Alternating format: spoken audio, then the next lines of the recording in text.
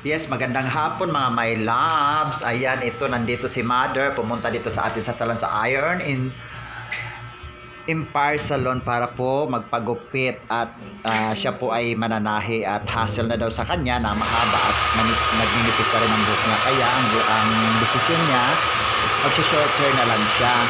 So, salamat talaga no sa mga ganyan no na pumapayag din silang ganyan. Sila talaga nag-decide kasi talaga pag manipis na dapat talaga magpa-fix-sikat na. Kaya nagiging fix-sikat na ngayon ang gupit ni Mother. Thank you Mother sa tiwala Mother.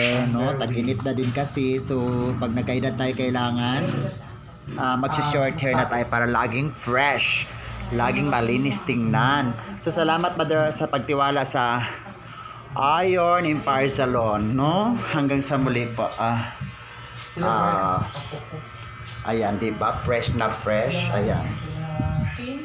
Magugulat tayo yung mga anak niya kasi puro daw lalaki. And then, ang gupit niya ay maiksi. Puro na daw sila lalaki. Tingnan. Oh my God. Sino ang salarin?